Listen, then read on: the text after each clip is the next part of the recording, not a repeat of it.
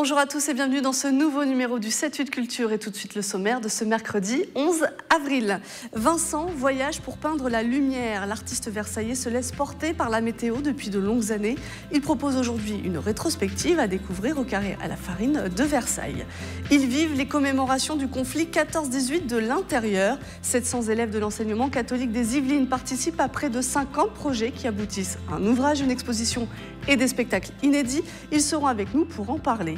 Et un programme adapté aux plus petits, aux Clés-sous-Bois. Il y a des trésors plein les poches à découvrir. Marilyn Pou vous donnera rendez-vous. Des paysages des quatre coins du monde, Vincent pose son chevalet depuis des années au gré de ses voyages. À 80 ans, il a ressenti le besoin de faire le point. Il expose plusieurs de ses œuvres au Carré à la Farine de Versailles. Regardez.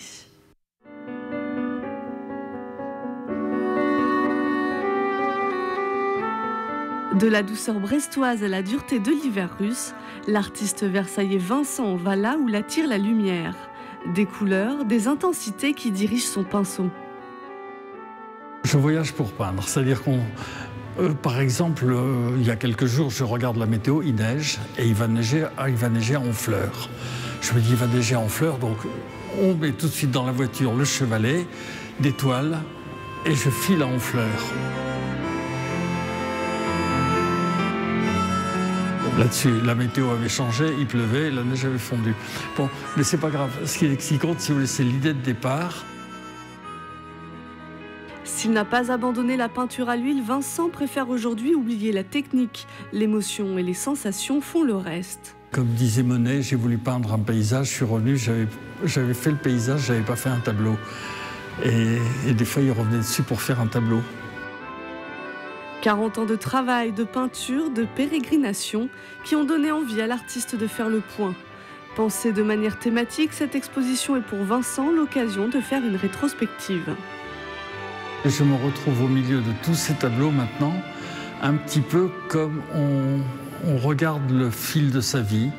Et je me dis, tiens, c'est telle anecdote qui me revient, tel souvenir de ce tableau, tel souvenir de ce pays.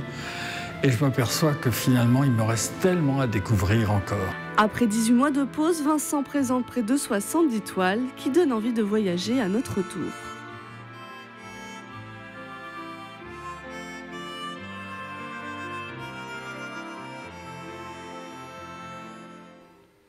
Le cheval à Versailles est une institution, ne serait-ce que par la présence de l'Académie équestre créée il y a 15 ans. Un engouement qui se perçoit jusque dans les collections des bibliothèques de la ville. Une exposition s'intéresse actuellement à l'animal dans l'art et le pouvoir regarder. Il trône majestueux à l'entrée de l'exposition montée par le souverain Louis XVI. Le cheval, symbole de pouvoir. L'art et le pouvoir nous semblaient intéressants, d'abord à cause de la proximité du château de Versailles en tant que lieu de pouvoir, parce que nous sommes dans la galerie des affaires étrangères, donc ancien ministère de Louis XV, qui est un lieu de pouvoir, et donc la représentation en majesté du cheval nous semblait quelque chose de tout à fait naturel. Une centaine de pièces inédites issues des collections royales est rassemblée. Le cheval est ainsi objet d'études, de formation et modèle, mais aussi d'éducation, comme ce jouet mécanique du prince impérial daté de 1859. Avec près de 40 autres pièces, il est prêté par un collectionneur privé. Nos racines sont sur le dos du cheval. Nous étions harnacheurs selliers. La maison a commencé avec un certain Thierry Hermès sous Louis-Philippe en 1837 comme manufacture de harnacheurs selliers. Et ce passionné en question est le petit-fils du fondateur d'Hermès, Émile Maurice Hermès, qui est né donc en 1871. Ça en fait un contemporain de Marcel Proust. Émile Hermès avait constitué depuis l'adolescence une extraordinaire réserve d'objets qui racontaient l'histoire, qui portaient des traces, j'allais dire, physiques, sensuelles, de toute la mémoire de l'humanité qui, pendant des millénaires, avait marché avec le cheval. Du tableau à l'ouvrage, en passant par le célèbre carré, le cheval est ici le roi, un souverain toujours apprécié. Il travaille depuis le mois de septembre. 700 élèves des Yvelines et de l'Eure vivent les commémorations de la Grande Guerre de l'Intérieur. Un projet porté par la compagnie L'Air de Rien. Et plusieurs acteurs de ce projet sont avec nous en plateau. Guillaume de Moura, le directeur de la compagnie. Guillaume Atos-Gilles, qui est lui au lycée Notre-Dame du Grand Champ à Versailles. Géraud Sabatier-Gérard, qui est élève au collège Sacré-Cœur de Versailles, là aussi. Et Emma Chétref du collège Sainte-Thérèse au Ménil-Saint-Denis. Bonjour à tous les quatre. Bonjour. Déjà, il n'y a pas d'erreur dans les présentations. C'est tout. Alors, je vais me tourner vers vous, Guillaume de Moura. La première question, comment on en vient à faire Voies retranchées, qui est le nom du projet?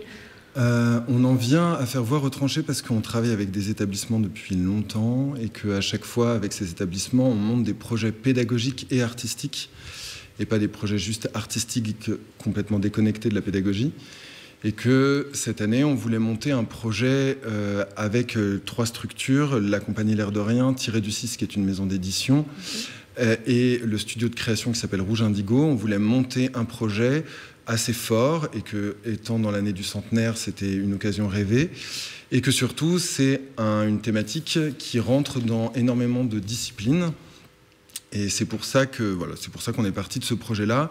Après, le choix de Voies retranchées, c'est qu'on s'est énormément attaché aux lettres et on s'est énormément attaché aux voix qui n'ont pas pu s'exprimer il y a 100 ans et qu'on redonne leur voix grâce aux jeunes. Ce qui permet en plus d'avoir un projet labellisé par la mission du centenaire de la Première Guerre mondiale, une reconnaissance supplémentaire.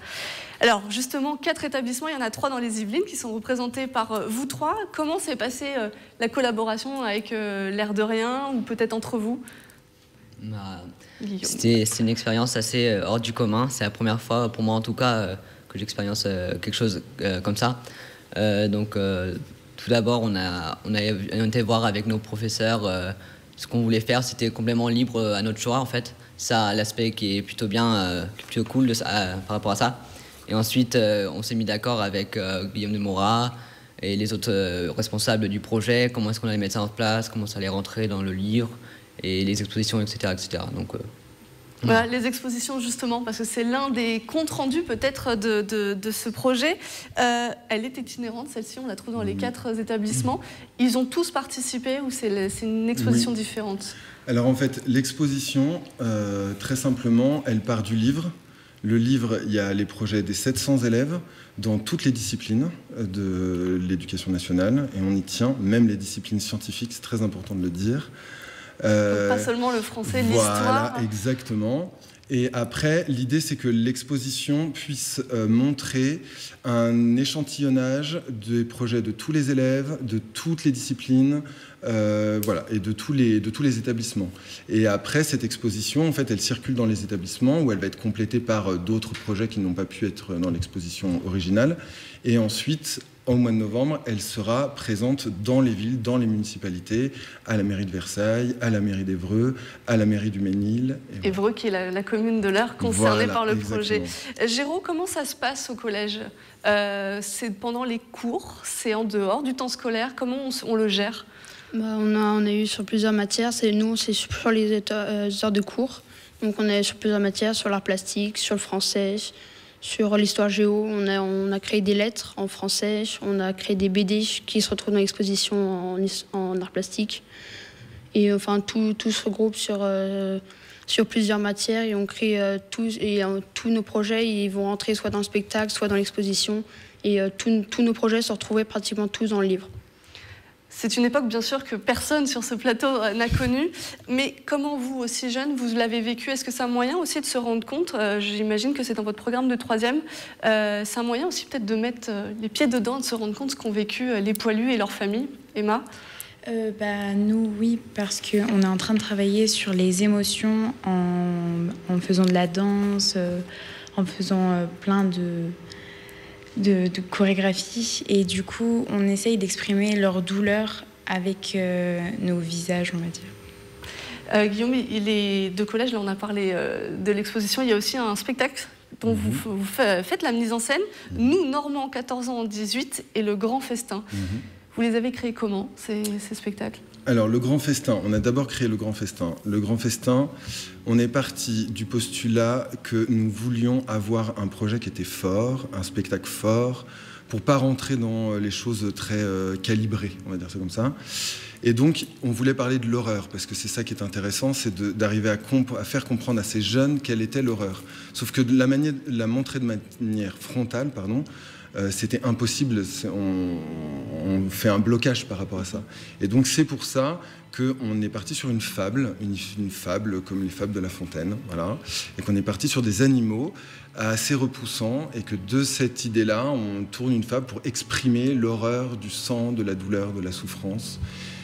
Voilà, et je crois que ça marche plutôt bien justement avec les jeunes, parce qu'on utilise un moyen biaisé et imagé pour pouvoir parler de cette période. On vient de parler de la peur. Qu'est-ce qui vous a marqué, vous, c'est ça, sur cette histoire de 14-18 ? La peur, la douleur, peut-être ? Moi, je dirais c'est ça, la peur, la douleur, et surtout l'échelle à laquelle ça s'est produit. C'était la Première Guerre mondiale. On a étudié ça en histoire, pour moi, en anglais, en littérature ici. Et donc, on a vu plusieurs poèmes où on voyait l'état dans lequel les poilus et même les soldats anglais, allemands même, vivaient dans les tranchées. Ils étaient complètement coupés du reste du monde. Ils n'avaient aucune porte, enfin aucune escapatoire. C'est quelque chose hors du commun qu'on ne voit pas souvent. Justement, là, vous, ça passe par les lettres et les expositions. Emma, tu es plus concernée par la danse, où il y a tout l'aspect, si j'ai bien compris, des gueules cassées aussi. Oui, c'est ça. Comment on le joue? Comment on s'en l'approprie? Pour nous aider, on a regardé quelques extraits de films qui parlaient de la Première Guerre mondiale, et ça nous a aidés sur les émotions, et on s'imagine qu'on est dans la peau du personnage, et après ça va tout seul. Et pour garder une trace de ce projet, donc il y a l'expo et le spectacle, mais c'est presque éphémère, il y a un ouvrage qui est édité avec le projet des 700 élèves, parce que vous n'êtes pas que 3, il y a 700 copains avec vous, et notamment les correspondances, l'épistolaire, ce que vous disiez, ce qui était très important à l'époque, on s'en rend plus compte nous maintenant avec les SMS et les mails, et on se glisse dans la peau d'un soldat ou d'un proche. Vous étiez qui, vous? Alors moi, ce qu'on a fait dans notre groupe, on a pris une chanson écrite aux États-Unis avant leur rentrée dans la Première Guerre mondiale, et on l'a analysée. Donc d'abord les paroles, ensuite aussi la mélodie, donc la composition, les accords, etc. Et aussi les effets que ça a eu sur le monde entier, sur la population américaine. Est-ce que ça poussait des gens plutôt à rentrer ou à sortir de cette guerre? Pour moi, franchement, c'était intéressant de voir comment l'auteur il mettait en scène des techniques musicales pour pousser les gens à réfléchir d'une façon ou d'une autre. C'est vraiment très complexe. Et toi, Géraud, peut-être tu étais de l'autre côté, je ne sais pas. Nous, on écrivait des lettres et on échangeait par lettres avec les écoliers d'Évreux. Et donc, on était soit une personne de la guerre, donc 14-18, un soldat, et on écrivait à nos proches de l'arrière. Et donc, le but, c'était de voir comment eux, ils vivaient ça, comment ils racontaient ce qu'ils vivaient à leurs proches, et leurs proches, eux, comment ils leur écrivaient, s'ils les réconfortaient, etc. Et voir les deux penchants des côtés, comment les deux côtés vivaient la guerre. Merci à tous les quatre d'être venus en plateau. Alors pour vivre comme ces élèves le conflit de la Grande Guerre, le spectacle sera joué le 17 mai à Saint-Rémy-le-Chevreuse et le 19 juin au Théâtre Montansier. Il y a d'autres dates un peu plus éloignées et l'ouvrage est lui déjà disponible aux éditions Thierry Ducis. Stéphane Bern était ce mercredi à Elancourt dans le cadre de son partenariat avec le Parc France Miniature. L'animateur de télévision prête sa voix pour présenter 12 monuments. Et c'était l'occasion pour lui de revenir sur la sauvegarde du patrimoine français. Pour le préserver, Stéphane Bern, chargé de mission par l'État, va lancer en septembre prochain un tirage spécial du loto et un jeu de grattage. La somme récoltée servira à restaurer des monuments en péril. Dans les Yvelines, la villa Pauline Viardot de Bougival est concernée et on écoute Stéphane Bern. Il était au micro de Mickaël Elmidoro. Vous savez, sur tous les sites, eh bien, la majorité sont des sites qui appartiennent à des collectivités locales, des petites communes qui n'ont pas les moyens, quand ils ont 300 habitants, de restaurer un monument qui leur coûte 1,5 million, par exemple. François Ier, le premier, a eu cette idée. Ensuite, Louis XV a créé des monuments avec le loto patrimoine. Eh bien, si le loto peut permettre de sauver les monuments que le loto a permis de construire, eh bien, j'aurais accompli ma mission.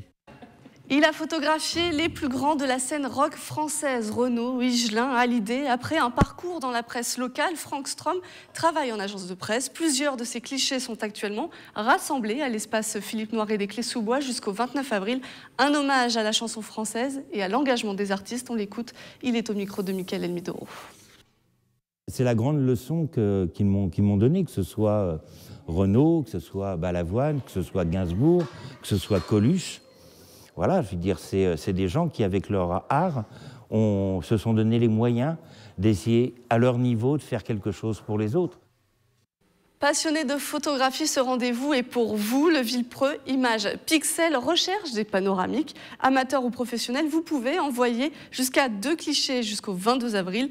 La sélection sera soumise au vote des internautes jusqu'au 22 mai avant d'être exposée les 16 et 17 juin prochains. Des précisions de Gilles Fay, le club organisateur. Il y a 2 catégories. Une catégorie moins de 18 ans, une catégorie plus de 18 ans. Donc les plus de 18 ans, il y a 2 thèmes, nature et libre. Donc vous choisissez vraiment votre thème. Et les moins de 18 ans, c'est libre. Donc voilà, donc c'est très simple. Voilà, la photo panoramique, c'est un style. Ça permet de voir énormément sur une photo beaucoup de détails. Il y a des spécialistes, donc il y a des experts comme Christophe Gressin qui va venir expliquer sa technique, entre autres du 360. Il y aura des conférences, des échanges bien sûr avec les photographes. Et on poursuit ce 7-8 Culture avec notre nouvelle invitée, Mafloé Pasdoué. Bonjour. Bonjour. Alors, vous êtes artiste plasticienne, actuellement en résidence à la Commanderie des Templiers de la Ville-Dieu à Elancourt, et vous cherchez à entrevoir l'invisible. Exactement. Donc, l'exposition que je prépare à l'issue de ma résidence ouvre vendredi 13, et avec une série de nouvelles créations liées en l'art et la science. Comment est-ce qu'on fait voir ce qu'on ne voit pas? Alors justement, c'était mon grand questionnement. Je pense que l'œil organe ne suffit pas à voir, qu'il n'est pas l'essentiel. On a toute une clairvoyance qui est souvent liée au visionnaire, donc qui peut être l'artiste, le prophète, le scientifique. Et je questionne tout ça. Est-ce qu'on voit vraiment ce qui existe? Quelle est notre propre réalité? Est-ce que ma réalité est celle aussi de l'autre? Ça veut dire que certains publics pourraient voir autre chose que ce que vous avez voulu montrer? Absolument. L'idée, c'était de regrouper en fait sous forme de cabinet de curiosité des objets qui parlent de magie, d'énergie, de liens qui nous unissent dans l'invisible, de faire vivre une expérience sensorielle, émotionnelle. C'est ce que j'aime en tout cas tenter de faire, et de repartir avec des questionnements peut-être existentiels, mais des éléments qui nous relient tous. Je parle beaucoup dans l'exposition de l'infiniment grand, de l'infiniment petit, de quoi on est fait, de quoi ce qui nous relie tous. Voilà, donc c'est une espèce de fil rouge comme ça qu'on retrouve à travers les 14 installations. Et notamment, ce qui m'a passionnée grâce à la résidence Art-Sciences, c'était un peu spécifique cette année, c'était de collaborer vraiment avec des scientifiques. Justement, des ingénieurs, des chercheurs de l'UVSQ notamment. Exactement. Et les Fab Labs. Exactement, le Fab Lab de la Verrière, qui a participé vraiment à une installation dont j'avais rêvé. Donc ils l'ont réalisée. Et puis les scientifiques plutôt en sciences cognitives, donc sonder un peu les zones neuronales qui sont mystérieuses pour nous, et essayer de filtrer des données comme ça et les transcrire en mots, en sons. Ça prouve un peu ce qu'on nous a dit avec nos invités précédents. L'art n'est pas différencié de la science. Exactement. Moi, j'ai toujours souhaité, mais ça c'est depuis le départ aussi de la création, lier l'art et la science, parce que je suis admiratrice du travail de Léonard de Vinci, qui liait déjà ça à l'époque, et je trouve qu'on a séparé, on a mis les choses dans les cases, alors qu'en fait on a des ponts évidents en fait entre ces deux domaines. Donc là, c'était un peu pousser nos limites à chacun. On est allé voir du côté de la science, les scientifiques sont allés voir du côté de l'art, et du coup ça nous a mené à des chemins qu'on n'aurait pas abordés sinon. Et vous avez créé une sorte de cabinet de curiosité où il y a de tout. Notamment, vous avez Herbarium, il est question du langage des fleurs, parfois de sorcellerie. Avec Cantabile, c'est des papillons. Oui. Tout votre univers?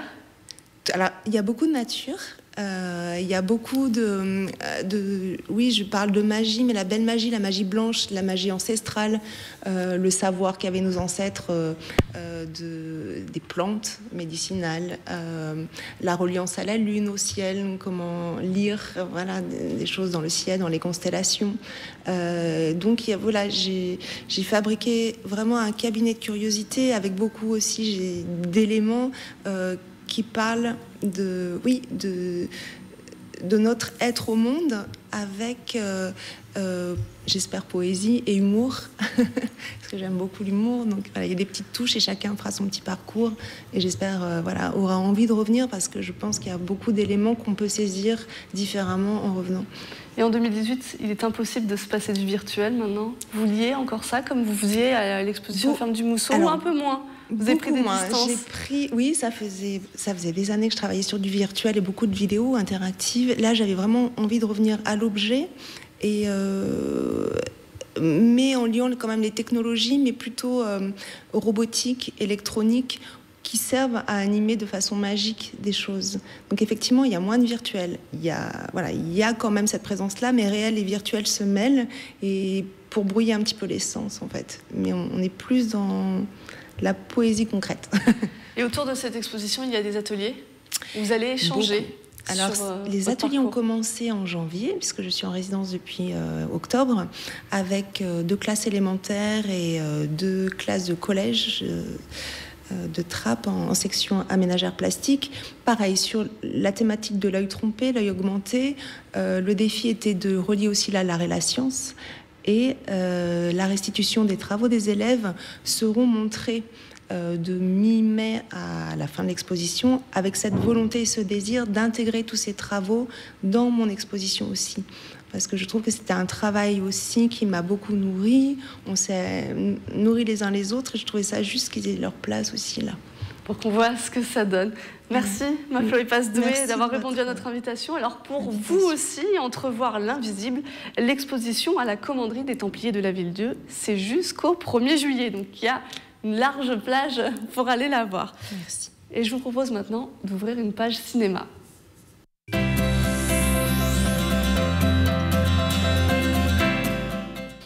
Les tout-petits sont à l'honneur de notre coup de cœur cinéma de cette semaine. Écoutez Marilyn Pou de l'espace Philippe Noiret des Clés-sous-Bois.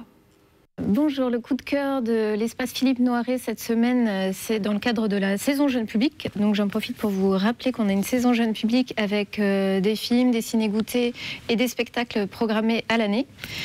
Et cette semaine, on a le programme des Trésors plein ma poche, qui est un joli programme d'animation pour les enfants et les plus grands à partir de 3 ans. Donc c'est un programme avec 6 petits films qui ont été réalisés par 6 réalisatrices talentueuses.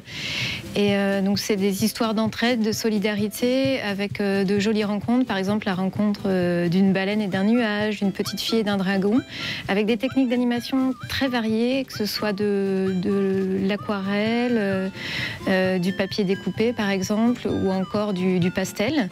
Et c'est un programme qui fait la part belle à la musique. Donc voilà, c'est l'occasion d'initier les plus jeunes pour une première séance de cinéma par exemple, et pour voir de jolis films d'animation très poétiques.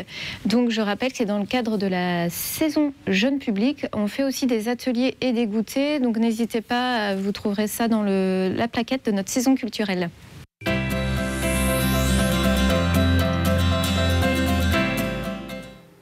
Avant de nous quitter, quelques rendez-vous. La batterie de Guyancourt lance un appel aux musiciens pour la fête de la musique 2018. Cette année, elle se tiendra le samedi 23 juin. Et si vous êtes intéressé, la batterie attend vos bios, liens vidéo et supports audio. À Maurepas, Florent Favier et Oscar Clark vous embarquent pour une ode à la liberté. Un voyage poétique et rock'n'roll, un extrait de la bande-annonce.